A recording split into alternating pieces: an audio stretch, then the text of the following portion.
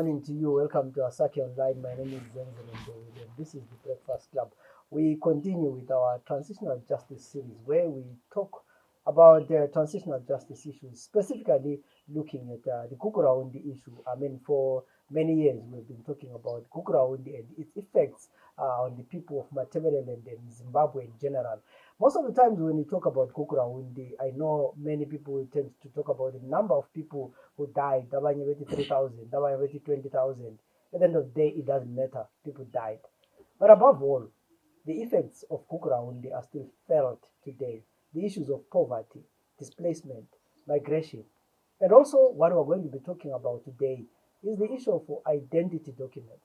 We have a lot of people in Matebeleland and Zimbabwe in general that don't have IDs or identity documents. And the majority of these people are found in Matebeleland mainly because of the Kukuraundi genocide.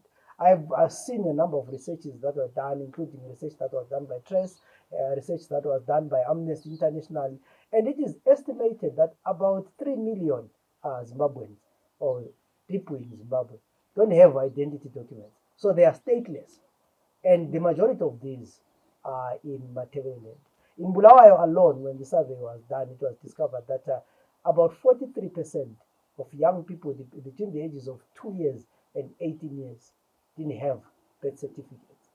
And that means there is a whole generation of people who don't have ID documents. So when we talk about voter registration, when we talk about constituencies in Matebeleland being delimited because there are not enough voters, we should remember that the majority of people don't have ID documents. And we can trust this to the issue of Kukuraundi. And today in my program, I'll be talking to Effie, Ncube and Thando Gwinji. And we'll be talking about the issue of documentation and Kukuraundi. Gentlemen and lady, welcome to the program. Thank you for having us. Maybe ngikale ngawe osakhula. I mean, when we talk about Kukuraundi, some people are saying, I say, you're young, you were not there. What have you seen the impact of Kukuraundi in the youth that you work with? Yes, the impact is there and the impact is huge. For one, there is the secondary trauma, Kukuraundi. It's secondary trauma, it's generational trauma, and we are still living with it. And specifically speaking to what you just said now, issues of registration, issues of having an identity. We see a lot of young people in Matebeleland migrating to South Africa, to Botswana, nearby countries, and trying to earn a living there. Why? Because it's difficult for them to actually earn a living in Zimbabwe because of Konokiano, they are not documented citizens. Even if they would love to pursue school, you reach your Form 4 and you'd want to write your exam, you need that ID. For you to write your exam, and most of these young people cannot reach a point where they write their O levels, they go to A level, they pursue higher education, and they actually get a job, and they actually get basics in life that are required for someone to live. Basics like getting life insurance, for instance, having your funeral cover. It's affected by someone who is not registered. And looking at my generation, the age in which we are living at Katese, we are children of people who experienced Kukuraundi. And as much as we are children of people who experienced Kukuraundi, we also have our own children that we are in that whole line. And what I will then impact to my child is also impacted by what happened to my parent. So it's a cycle and it goes on because healing, it was not there for a long time. We were not talking about Kukuraundi. We do not even know our own history as young people in Matebeleland. It's like a blank. We have the liberation struggle, then there's something that is blank that happened there. Then we have our Unity Accord, then we have OSAPs, then the 2000s, then today. But there is that chunk of history in the 1980s that is still missing to us.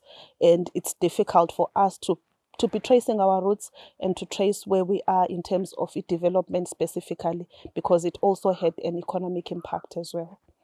You raise a lot of issues, education, trauma, we'll come back to that. But when we talk about documentation, how serious is the problem now? Well, it's very serious. Maybe let me start by really indicating the scale of the destruction that happened in Matabele. And earlier on in your opening remarks, you spoke to 20,000 or so people over a period of 2 years in a campaign that lasted over a period of 4 years, 5 years, or even more.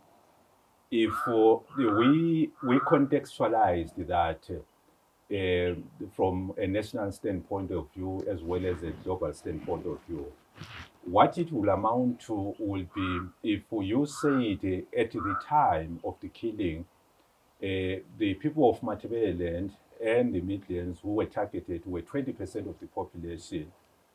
The 20,000 will mean is 1.3% of the population of the area.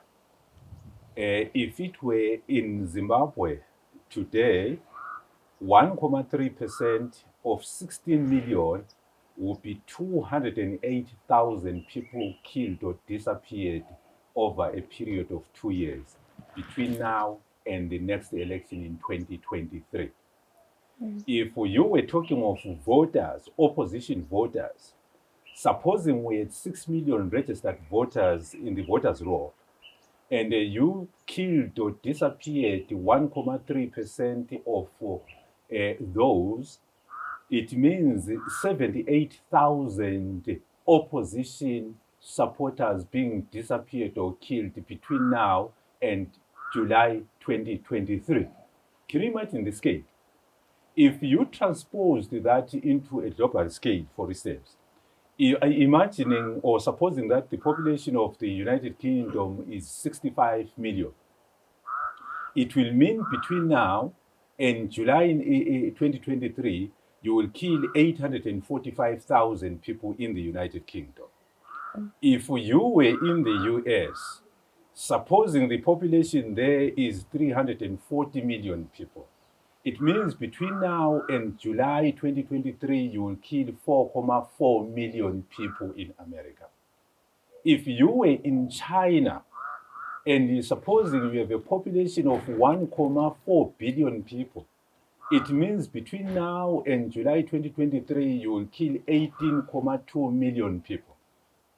And if it were on a global scale, supposing the population is 9 billion, 1.3% of 9 billion would be 117 million people killed over a period of 24 months. You can imagine the scale of killing that took place, because if you just say 20,000 without giving a national picture of saying if you were killing today, you will have to kill 280,000 people over the next 24 months going into the election to get to the scale of the killings that took place in 1983 to 1985. It would be very difficult to understand that. But coming back to the documents, based on that scale, the scale is so immense. The number of people without documents is massive. Young people, old people, and as my sister said earlier on, the danger is that you not only have at the end of the day people who are unable to cast their votes because they can't register as voters without identity documents, but more so they cannot enjoy the basic socio-economic rights that are supposed to that they are entitled to. So there is everything that they cannot get just because they do not have identity documents. Your identity documents start with your birth certificate, your ID document, your passport, and so many other things that fall directly as a benefit of having those documents. Yes, you raise also critical issues. When you talk about the number of people who don't have ID documents. I mean, my question to you is: you've been working on these issues for years. I mean, what's so difficult for government to issue IDs and birth certificates to people who don't have documents? There is no political willingness. There is no doubt that this government does not want to address the issue of the Kukurawundi genocide. It just wants to manage it until probable, in their view, those that are calling for justice, truth and justice die away, or somehow that the call for justice and the truth will ebb away. So there is no political commitment on the part of government. That is why they are not doing anything about this.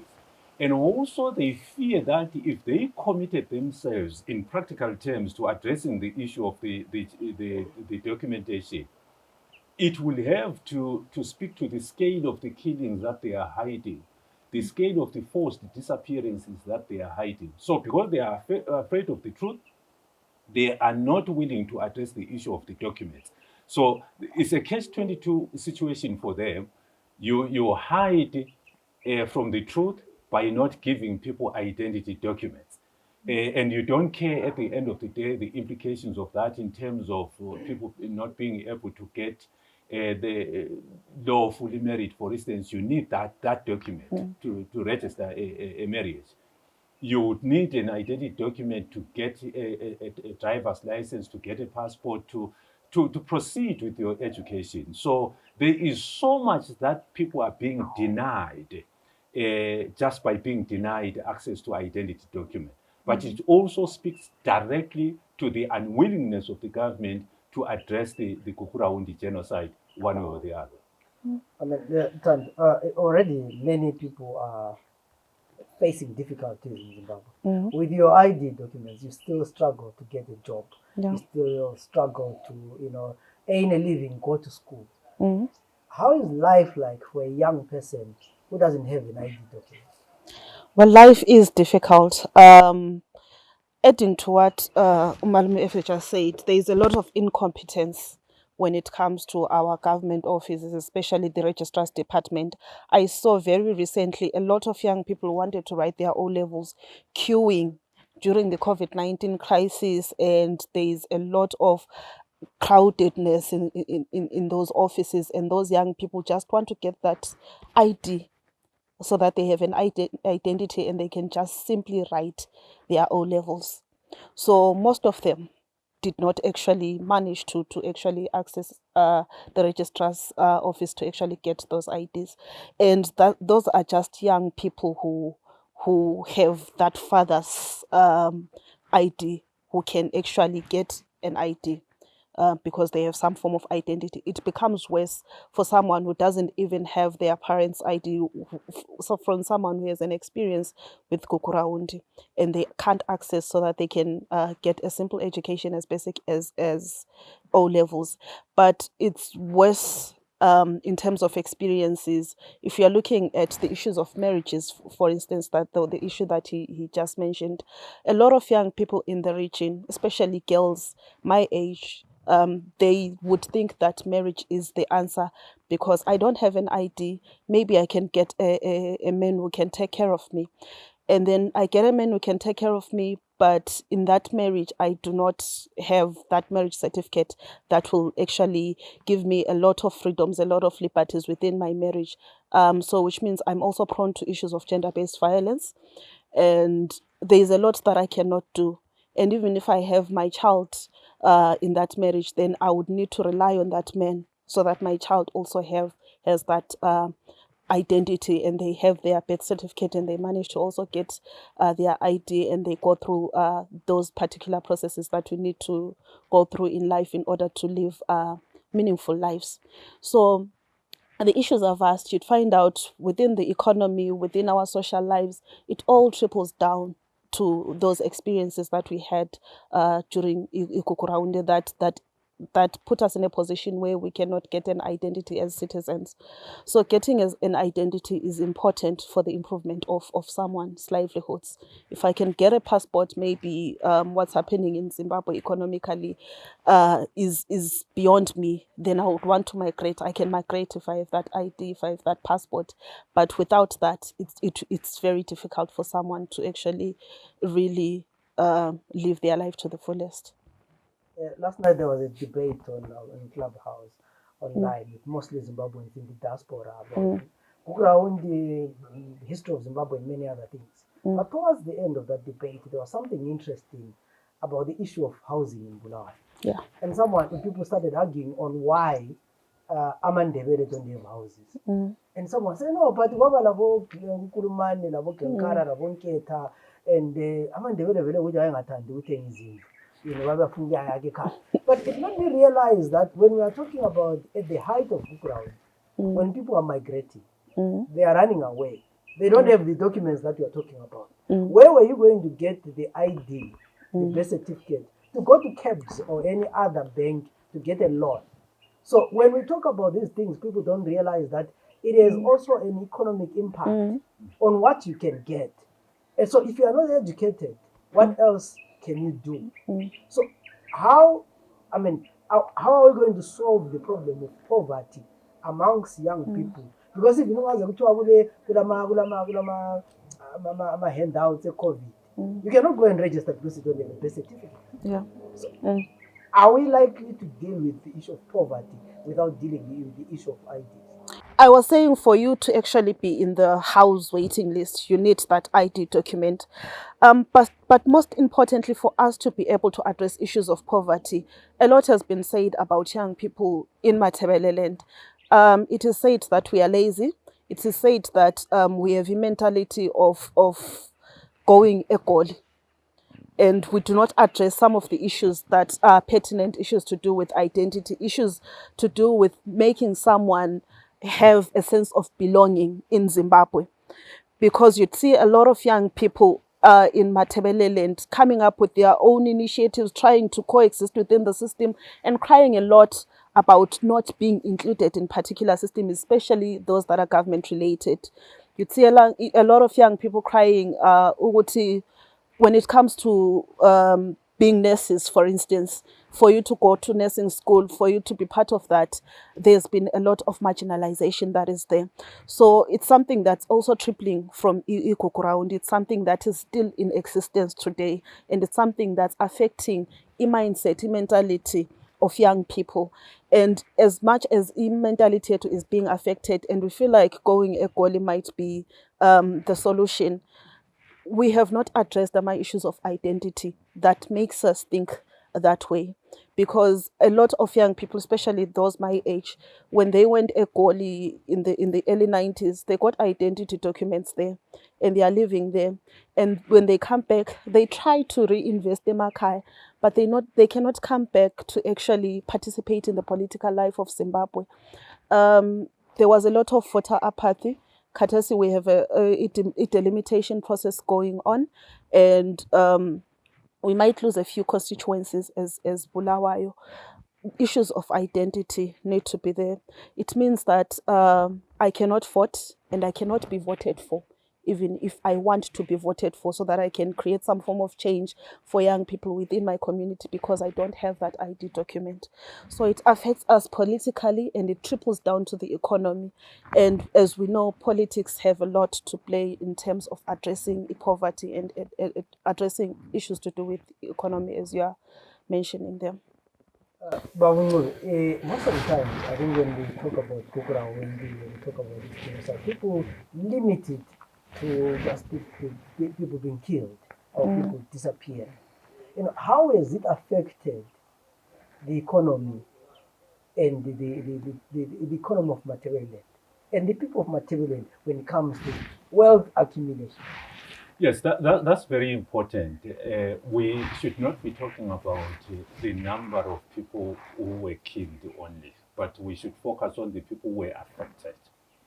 Even at the time, in 1983, 84, 85, 86, until the Unit Accord and the amnesty that was given to both those who committed atrocities as Gukuraund and the security forces, and the generality of the other side, the so-called dissidents and the like. Already you were talking about the effect of the Gukurahundi genocide campaign on the entirety of the population that was resident in Matabeleland and Midlands. It cut off people from the road infrastructure that they were supposed to have, from functioning clinics, from functioning schools and so forth. It destroyed the possibilities of a brighter future for young people, as well as those that were of already advanced the age. When you talk of an identity document, the most important thing, even before you get to how it affects the people in general, it gives attachment to a particular piece of land or here on earth. That is why we talk of statelessness, meaning you are not attached to any state as a citizen. You are not a citizen just because you are born in a particular area and that is enough, but you are a citizen because additionally to being born in a particular area, your government gives you an identity document to identify you, to link you to a particular piece of territory known as Zimbabwe. And to the extent that people do not have those documents, they are unattached to Zimbabwe. They don't watch ZBC. Of course, ZBC is whatever it is. But at the end of the day, there is nothing that connects them to Zimbabwe without identity document. And further than that, immediately when you do not have an identity document, there is no way of lawfully making an income. You cannot get a job. We've already spoken to that. You cannot open a business, run it, or whatever income generating enterprise you want to open. But more so, let's look at the generality of the economy of the region, how it was hurt. Look at the people who were killed during that time. The Kukura genocide campaign targeted your business people, your income earners, like your teachers, your doctors, your nurses.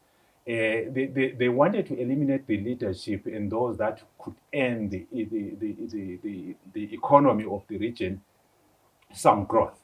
So they eliminated the possibility of economic development in the region. For a long time, without those people, the economy of the region could not function, and it still cannot function. Because for the economy to function, you need drivers of that economic development. And those were targeted for forced disappearance, for killing, and for driving into exile. And by and large, those people, even those that are still alive, who are still resident outside the country, cannot fit back into the economy. So in every way, economically, socially, politically, the killings affected people by way of denying them the identity that they needed. And the last point on that one, in terms of the effect of the Kukurahundi genocide, how it affected them in general, it also pulled them away from being Zimbabweans.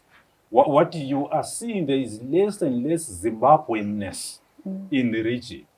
Less connection to the flag, less connection to the constitution, less connection to the name Zimbabwe, as it were. And that is why you see the rise in the region of an anti-Zimbabwean thinking.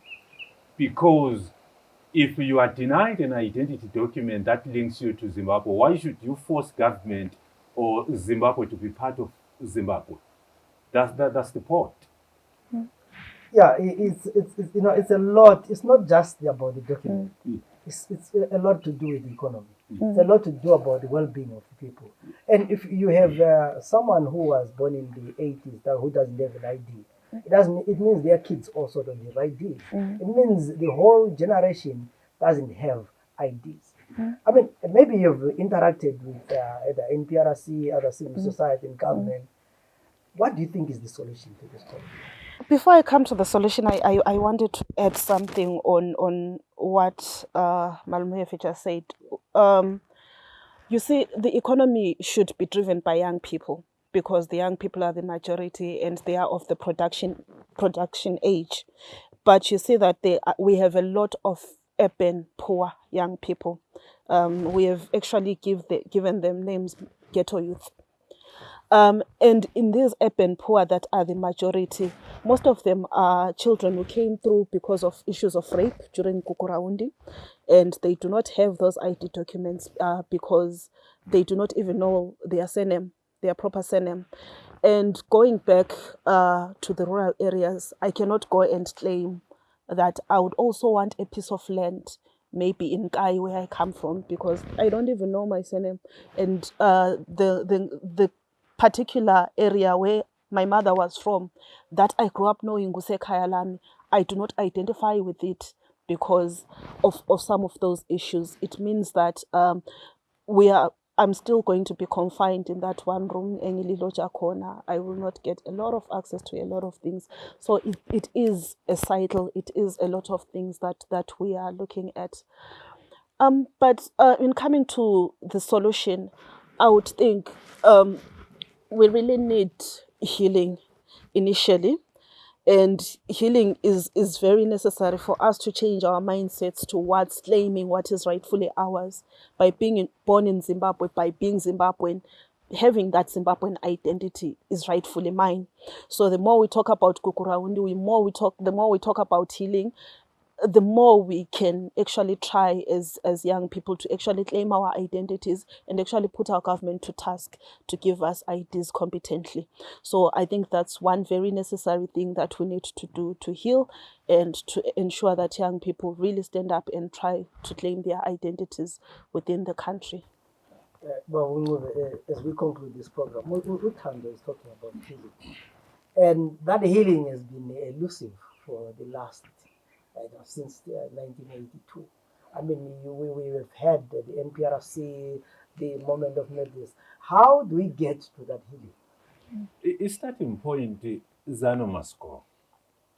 Because ZANU embusweni, as long as ZANU is still in power, that is traumatizing on its own. Don't forget that it was the one responsible for the commission of the Kukuraundi genocide that we are talking about. And as long as you have the perpetrator in power, as long as the perpetrator is the one who is controlling your life, as long as the perpetrator is the one who is giving you water, who has to give you this and so forth and all those things, there is no way you can achieve healing. And healing does not precede truth and justice. It is the other way around. Before we get to a stage where we can heal, let us know what happened, the fullness of the picture of what took place. Let us know who were killed and how they were killed, who were disappeared and how they were forcibly disappeared, who were raped or otherwise sexually violated, when and where, and all those things. And let us not forget that the right to know, the right to the truth about what happened during a mass atrocity is now an internationally recognized right. So we first have to fulfill the right to know the truth about what happened. Let's get the truth. Let's get the truth out there. And after we get the truth, we hold those that committed the genocide accountable. We have to have justice, fullest justice in a comprehensive and holistic nature. The social aspects of the justice, the economic parts of the justice, the political aspects of the justice, and the natural side of the justice. Then thereafter, we can begin the process of achieving healing. Healing is itself a process, it's not an event, it cannot be delivered like Isagale World Division. No, it is a process that takes time. And eventually you can then have reconciliation. So way before we get to the healing that we want, we need truth, the fullest truth, nothing but the truth. Way before we can get the justice, we need the truth. And way before the healing, we need justice. So there is so much that needs to be done before we get to a stage where we can say we can begin the healing process. And as I indicated earlier on, there is no way all those things, the truth and justice, can be secured under a ZANU-PF government. They do not want to see the closure on the Kukuraundi issue. They do not want to see justice. They do not want to see the truth on the Kukuraundi genocide. If at all they are going to stonewall, they are going to continue to hide the truth, to hide justice from the people. So there is no way we can get to a stage where we get healing as long as ZANU is in power, as long as not all of us in Zimbabwe are committed to that. There is also a need for the opposition to come to the party. It has been the weakest link. Civil society and the church are very active in trying to get the truth and justice on the Kukuraundi genocide. But where is my MP? Where is your MP? Your opposition MP? Where are they? They are completely silent on this issue. So as long as they are not participating in the quest for truth and justice, it means a deferred dream for a lot of people. So there is a lot of things that need to be done before we get to a stage where there is healing. And that is not going to happen under ZANU-PF. Thank you very much for highlighting these issues that are very critical. You know, recently when I was reading about the issues of, IDs, then I realized that it was the Home Affairs. Then I realized that at one point there was a 10-point plan by, Nangagwa and Mabiza, that this was a 10-point plan that was going to, one of those 10-point plans was to lead to people being given ID documents. I know people are going to say there was COVID and ABCD. But what shocked me was to then realize that the guy who is the permanent secretary in the Home Affairs, Aaron Nepera, was actually a member of the 50th Brigade. So how do you get a perpetrator presiding over issuing birth certificates of the people he was in charge of killing? So I then ask myself whether when these appointments are made, are they deliberate, or people don't look at that history, or is to make sure that the process doesn't happen? So these are some of the questions that we always ask ourselves, and we should always investigate who is behind which post. And sometimes I think people need to demand that people like this should not be. Because how do you come to my table and then facilitate the issuing out of a birth certificate, knowing very well what happened, knowing very well that you're part of the process that caused that? So there's a lot of harm that is being done. There's a lot of pain. There's a lot of, one you're actually making sure that people feel the pain instead of actually addressing the issues. But, well, like I said, I mean, these are the discussions that we're going to be having almost every week, and there are a lot of issues that we need to talk about when it comes to Kukuraundi. But thank you very much for giving us this opportunity to share your views. This was the Breakfast Club. We were talking about access to documentation. My name is Zenzele Ndebele. Till we meet again in other programs. Have a good day.